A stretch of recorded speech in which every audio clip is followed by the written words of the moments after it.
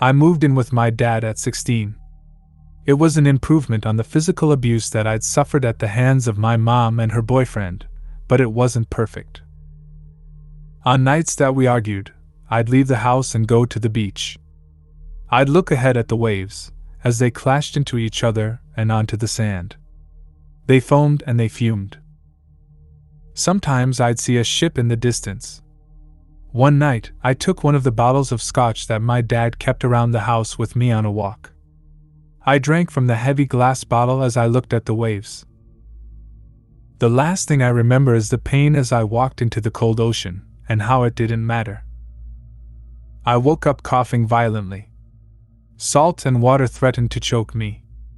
When I moved my fingertips, I felt rough, wet wood underneath me, before someone pulled me up. He wore a tricorn over curly hair. His face was paler than the full night moon. An eye patch covered his right eye. "My lady, are you hurt?" I noticed at once that we were not alone. A dozen men stood around us. "Where am I?" I asked. "Aboard my ship, my lady," the man before me said. "Am I dead?" "No," he replied.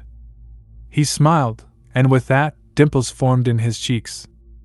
A warmth flashed through me and I blushed. He held onto both of my hands gently. Bony hands. Pale, slender fingers over my own short and stubby ones. "Can I go home?" I whispered. The black mass loomed overhead, and I noticed the skull and crossbones that decorated it. "Aye, you may," the captain said. A sadness came over his dark blue left eye, as though I had personally compelled the ocean to be still. "But you do not have to." "I have to," I mumbled. "My dad. He will be worried." The captain smiled, with only one in the left corner of his mouth and without the rest of his face. "We shouldn't take her home, Captain," a huge guy with a peg leg exclaimed.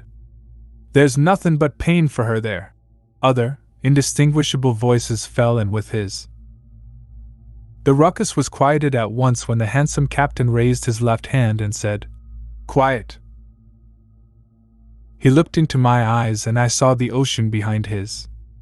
It cobbled on calmly. "If you ever change your mind," he said, "we will be here for you till the end of times." I nodded slowly, and the captain moved a finger over my cheek. I woke up on the beach the next morning, dry and safe, the sand like a warm blanket underneath me. Not only that, but I see the ship every night that I go to the beach now. Now I can make out the skull and bones on the flag. Whenever I feel sad, I remember that a home awaits me just a short dive away.